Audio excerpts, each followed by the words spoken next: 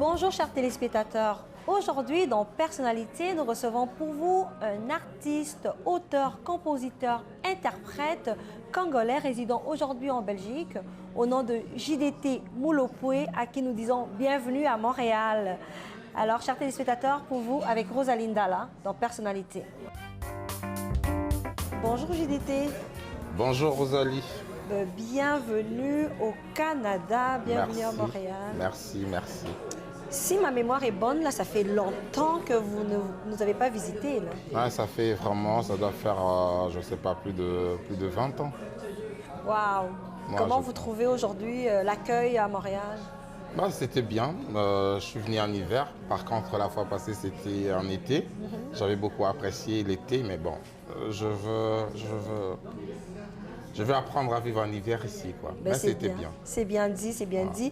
Ben là, JDT, c'est depuis 1987 que vous êtes artiste, que vous évoluez dans le monde de la musique. Ouais, c'est dans mes débuts, 1997, j'avais pas trop de temps libre pour faire la musique parce que j'allais encore à l'école.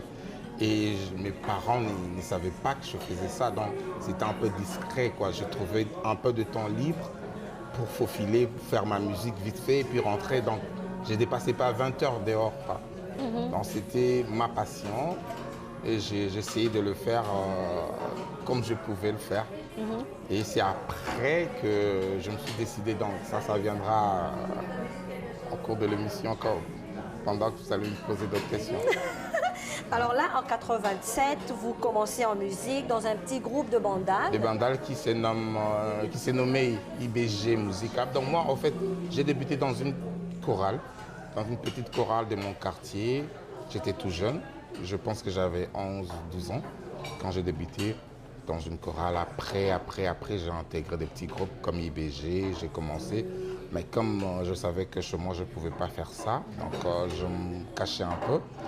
Mais j'ai souffert en même temps, quoi, parce que c'était ce que je voulais, mais comme j'étais encombré à la maison, donc j'essayais de le faire un peu discrètement. Et après, ma famille, ils ont décidé de m'envoyer continuer mes études en Europe, à Paris. Et c'est quand je suis arrivé là-bas qu'il y a eu des déclic, quoi, qu'il y a eu un déclic. Je me suis dit non, je vais suivre ma voie. Je vais suivre mon instinct, donc je vais faire la musique. Je vais me décider à faire vraiment la musique, quoi. Parce que dans le temps, c'était pas facile comme aujourd'hui l'Europe. Déjà, il fallait trouver des papiers et je devais m'inscrire et faire des petits jobs pour survivre. Donc, c'était pas vraiment du tout facile. Donc, après, je me suis décidé où je continue mes études, où je me positionne vraiment à fond dans la musique. Et heureusement pour moi, je me suis retrouvé avec des anciens camarades qui, eux, ils étaient dans Wenge Music à BCBG, à Kin. Et quand ils étaient venus, ils sont restés, ils ont formé le groupe Wenge El Paris. Ok, mais c'est en ce moment-là que vous rencontrez Marie-Paul. Marie-Paul, déjà, c'est un grand de mon quartier. C'est un grand frère, en fait. Nous sommes grandis ensemble. Donc, c'était l'ami à mon grand frère aussi qui vit ici au Canada actuellement. Donc c'était un gars que je connaissais déjà. Donc c'était facile pour moi d'intégrer les groupes El Paris. Voilà, c'est comme ça que j'ai commencé. Là, on parle de 1990 là. C'est ça, 90, 91, 97, par là, c'est quand vous êtes resté avec Marie-Paul. Oui. Et vous avez participé à un grand album Rikoko, si je ne me trompe pas? Non, Rikoko, c'était avant qu'on se décide de former ces groupes-là. Ok. Rikoko, c'était un album. Ok. Voilà. Quand il s'est séparé de Wera, JB et tout, il s'est décidé de faire son album qui était Molanga Balassi, si je ne me trompe pas. Okay. Et là, il avait associé seulement des musiciens pour qu'il l'accompagne de réaliser son album. Et c'est dans cette réalisation-là qu'ils ont commencé à penser à former un groupe. C'est arrivé au bon moment. C'était le bon moment pour moi de quitter. Et là, vous partez avec Weranson? Je pars avec Weranson, c'était une autre aventure, mais c'était vraiment bien. Comment était votre expérience avec Weranson? Qu'est-ce que vous avez appris de Weranson qui vous a poussé, vous, à fonder le groupe qui arrive après? L'esprit du travail avec Weranson. Voilà. Parce que vous savez, Avant, j'étais dans une chorale, mais ce n'est pas la même chose quand vous chantez maintenant cette musique qu'on fait aujourd'hui. Donc, j'ai appris beaucoup avec Wera, surtout l'esprit des sacrifices. On s'est beaucoup sacrifié avec Wera Son par des répétitions vraiment à fond, quoi. Parfois, on restait de 7 h du matin à minuit pour répéter, rien que pour répéter. On quittait nos maisons. Parfois, on s'internait. Donc, Wera, c'est vraiment un gars qui aimait bosser. Je ne sais pas s'il est toujours comme ça, mais vraiment, pendant que j'étais là, c'est ça qui est resté dans moi, quoi. Si je peux parler de lui, je parlerai de ça. Donc, d'où est venu ce nom du grand formateur, justement? Oui, je l'admets. Ah, ben, c'est très bien dit. Ouais. C'est très bien dit. Et puis là, vous quittez Wera Son, vous créez un autre groupe, les Marquis de Maison-Mère. Pourquoi le Marquis de Maison-Mère? Bah, je ne sais pas, c'est une inspiration comme ça. Une fois, je parlais avec un vieux de mon quartier, il s'appelle Agazoul, que je salue en passant. On parlait, et il m'avait dit qu'il avait regardé un film qui s'intitulait Les Marquis. Et il m'a expliqué le contenu du film et comment ça c'était. Et ça m'avait inspiré. Et je lui ai dit qu'une fois, je montrais mon groupe, qui va s'appeler Le Marquis aussi. Oh, wow. Je ne savais pas pourquoi, mais c'était comme ça. Après, j'ai commencé à le prophétiser comme ça. En même temps que j'étais dans Maison-Mère chez Wera, mais je disais à mes amis, à mes collègues que dans les années 2005, je quitterais Maison-Mère pour former Le Marquis. Ça, je le disais. Wow. Je ne sais pas qu'est-ce qui me poussait, mais je sentais que ça... voilà. Alors, on va en parler juste après. Non, on ne bouge pas. OK? D'accord. On reste là. Ouais. Chers téléspectateurs, on revient après la pause. Chers téléspectateurs, nous voilà de retour dans notre émission Personnalité avec JDT Moulopoué. Alors, JDT Moulopoué, là, vous montez l'équipe Le Marquis, composée quand même des meilleurs artistes de Maison-Mère. Oui, quand même. Fait que vous partez avec l'équipe qui soutenait Wera Son. Ouais. Pourquoi avoir fait ça? Non, c'était leur choix. Moi, je ne savais même pas que... Quand je m'inspirais sur ça, je ne me disais pas que j'allais partir avec les artistes de Wera Son. Non, aucune idée, je n'avais pas cette idée. Mais après, c'est une coïncidence, je pense. C'était une coïncidence. Quand nous sommes partis à Londres, le dernier voyage qu'on a fait avec Wera Son, c'était à Londres. Okay. Et quand nous sommes arrivés, moi, j'étais malade. Okay. J'étais malade parce que j'ai connu un accident vraiment de véhicule. Okay. En 2004, c'était vraiment un accident grave, mortel, quoi. Mais Dieu merci, je ne suis pas mort, je suis là. Donc, ouais, ça, mais sinon, j'étais un peu paralysé. Donc, en même temps, il y avait un voyage prévu pour Londres.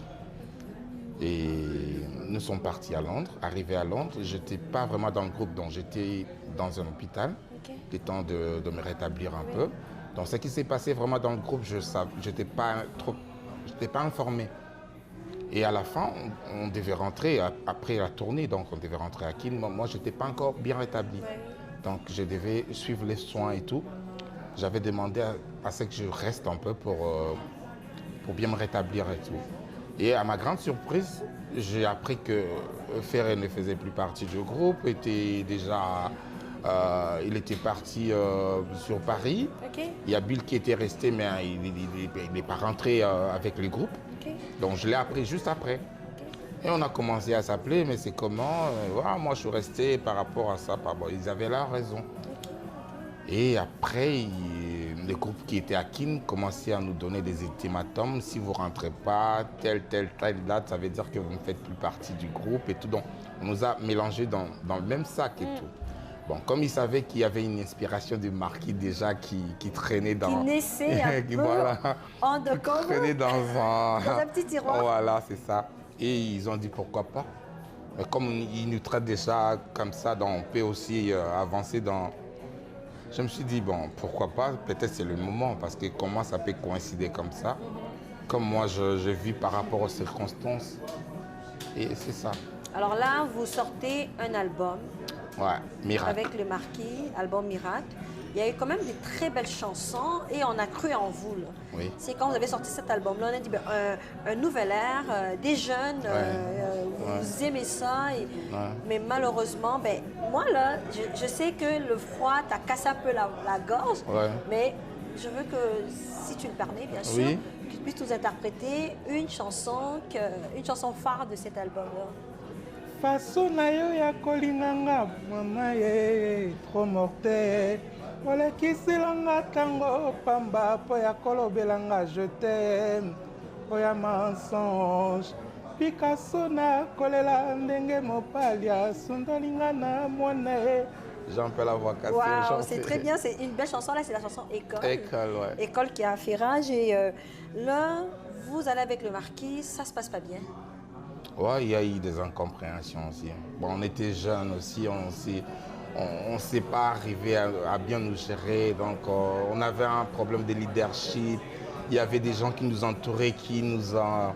Voilà, quoi. Donc, et puis, il y avait des gros poissons qui nous regardaient avec des yeux rouges.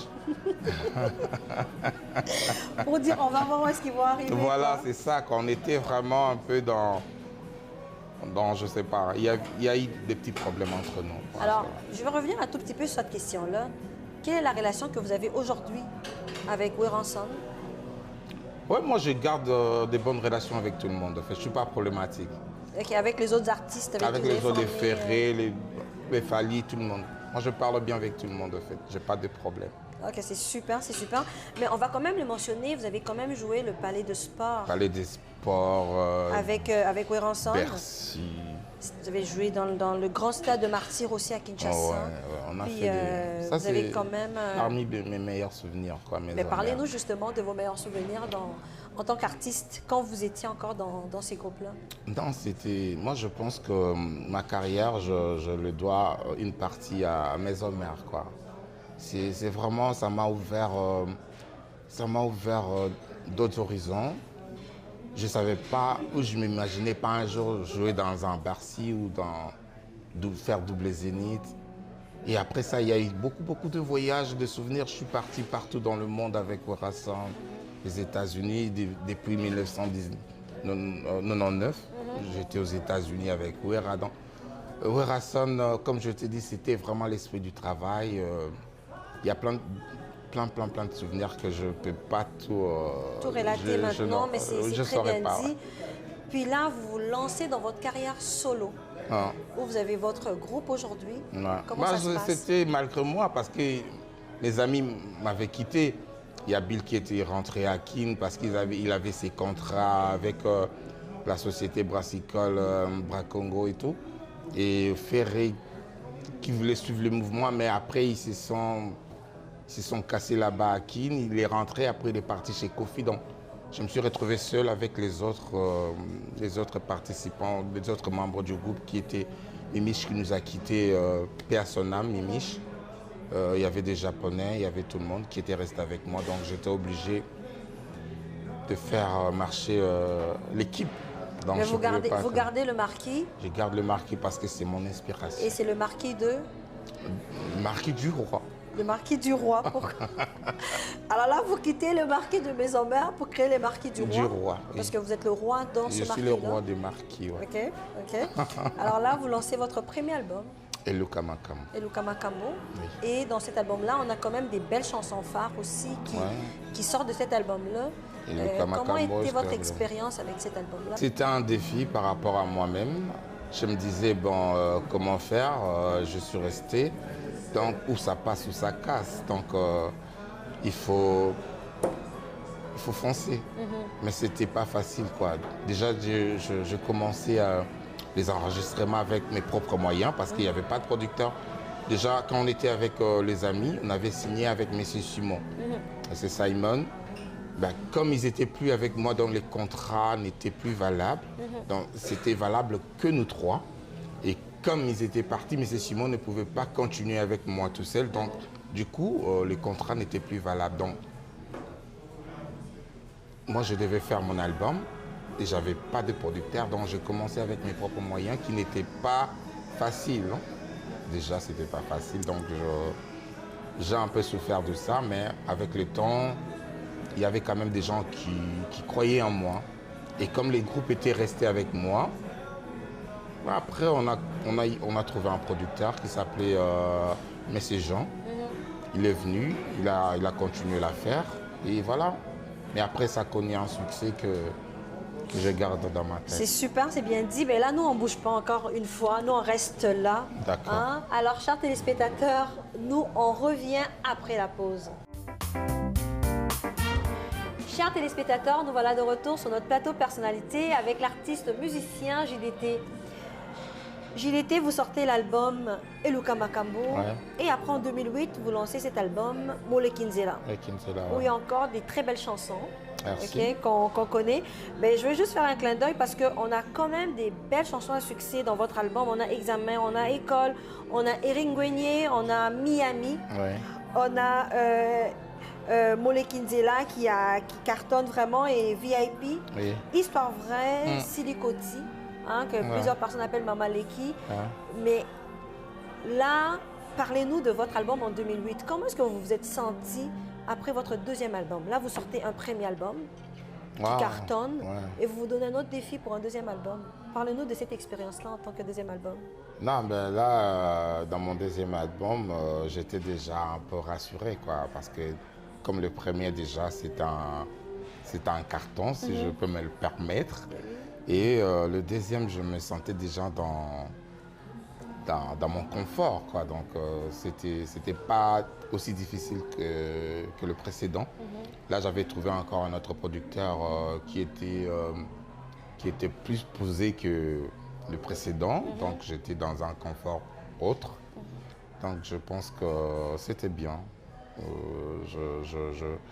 Je suis resté quand même un peu longtemps parce qu'il y avait deux CD à réaliser, quoi. C'était C'est une combien de première. titres encore cette chanson, cet album-là? Cet album avait 15 titres. Wow. Voilà. Donc c'était double CD et c'était pour moi une première fois de faire ça. Donc je me défiais comme toujours. Donc j'étais... Et Luka Makambo, c'était pas beaucoup de chansons, il y avait 5 chansons à peine. Ok. C'était un essai pour voir ce que ça va tenir. Pour tester un tout petit peu le tester public. un peu le public, ils sont avec moi, ils m'ont lâché. Oui. Mais comme j'avais senti qu'ils étaient avec moi, donc après j'ai réalisé ces double CD dans Mole Kinzela et c'était bien. Je pense que ça avait marché autant chez le producteur que chez moi. Donc après, il y a eu des problèmes aussi avec le producteur parce qu'il voulait tout prendre et rien me laisser. Il avait tous mes droits d'auteur et tout. Après j'avais eu un manager qui m'avait dit que non, c'est pas comme ça que ça fonctionne. Il ne peut pas tout te prendre. Tu dois quand même rester auteur de tes œuvres et tout. Et là, je connais faut en l'Afrique. tirer profit quand voilà. Et ça a un peu déclenché une guerre froide entre nous. Et on a résilié le contrat malheureusement. Mais j'étais enfermé dans le contrat, donc je ne pouvais pas faire autre chose pendant 5 ans, les 5 ans qui suivaient. Wow. Par rapport au contrat que j'avais signé. Donc, c'est pour cela que je suis resté trop longtemps, de 2008 jusqu'à aujourd'hui, pour réaliser mon troisième album. C'est ça justement. Alors là, on rentre directement dans le vif du sujet. La troisième album en 2020. Vous avez attendu 12 ans. Ok, c'est vrai que vous êtes passé à travers tout ça. Ouais. Et qu'est-ce que vous nous réservez aujourd'hui? Quel est ces ingrédients que vous avez mis pour nous concocter l'album qui sort bientôt? C'est quoi le titre de l'album? Est-ce qu'il y a déjà un titre? Gang à film, donc l'acteur principal. Oh my God, ok. Ok, puis là, il y a combien d'albums? Il y a l'album? 16 titres. Il y a 16 titres que j'ai déjà lancé 3 titres sur YouTube déjà, esprit de bercer un peu mes fans qui sont impatients quand même. Ça fait longtemps que je suis plus dans le marché de disques. Ben, je leur mets un peu de l'eau dans la bouche pour leur dire que je suis là, je veux bien faire parce que je commençais cet album, je l'ai débuté vers 2014. Mais comme je veux bien faire et comme je suis resté longtemps sans être sur le marché, donc je veux vraiment perfectionner. Donc il faut qu'ils me laissent encore un peu de temps. Là, je veux leur faire du bon travail. Moi, je suis resté dans la rumba, c'est ma musique à moi, quoi. C'est la musique que j'aime. Mais sinon, il y a d'autres trucs qu'ils vont découvrir avec les temps. Ben, c'est bien, mais quand vous parlez des albums qui sont déjà sur le marché, en tout cas, moi, j'ai regardé les clips. Franchement, c'est des beaux clips. Merci. C'est un beau travail qui est fait. Puis nous, on vous souhaite toutes les bonnes choses pour cet album qui va arriver en 2020. On a hâte de vous entendre. Je vais passer encore ici. Quand ça va sortir, bien sûr, bien sûr. Vous allez me recevoir. Ben oui, vous êtes bienvenus quand vous voulez. Merci. Là, 2020, un nouvel album, 16 titres. Oui, puis le public a hâte de vous entendre. Mais moi, j'ai hâte de vous entendre aussi. Oh, merci beaucoup. Alors là, je pense que je vais en profiter un tout petit peu, étant donné qu'on est à Montréal. L'exclusivité, ça peut se passer ici, hein, dans notre émission Personnalité.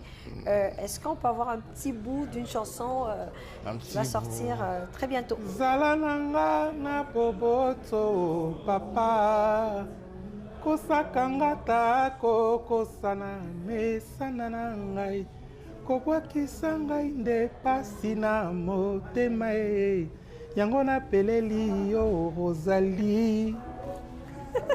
Alors merci, c'est très bien. J'ai une question avant qu'on termine parce que j'aimerais que tu puisses passer un message au public montréalais parce qu'on sait que vous allez revenir ici. Oui. On sait que vous allez revenir avec votre groupe.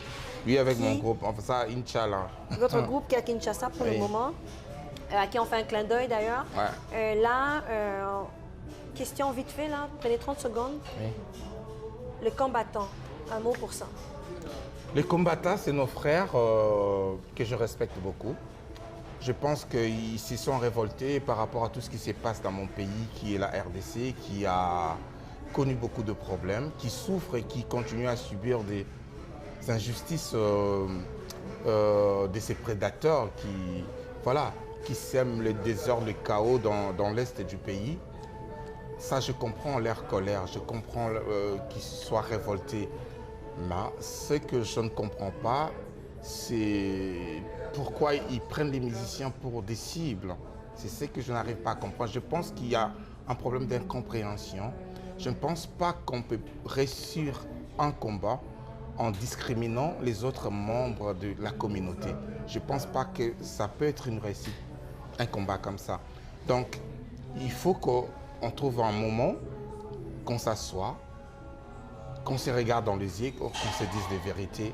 Nous sommes de la même famille. Je ne vois pas pourquoi on va se diviser. Parce que les musiciens, nous sommes des ambassadeurs culturels, pas des ambassadeurs politiques.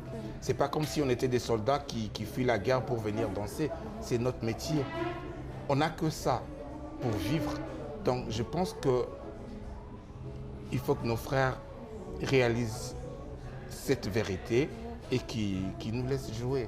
Oh, c'est très bien dit, le message est clair, c'est simple. Moi, je vous remercie du fond du cœur pour votre temps. Je sais que vous partez très bientôt. Merci d'avoir accepté notre invitation. Merci à vous toi. Vous avez quelques minutes pour passer votre message à votre public. Alors, à mes fans, je dirais abonnez-vous massivement sur ma chaîne YouTube, Judith Moulopoe Roi Marquis, parce que je l'ai activé il n'y a pas vraiment longtemps parce qu'il y avait beaucoup d'histoires avant. J'avais des contrats qui ne me permettaient pas vraiment d'avoir mes œuvres avec moi. Donc, comme je me suis libéré, donc j'ai dit à mes fans, pour commencer, abonnez-vous sur ma chaîne Judith Moulopoe Roi Marquis et vous verrez la suite des choses. Merci beaucoup. Alors, chers téléspectateurs, on se voit le jeudi prochain avec une nouvelle personnalité. Au revoir.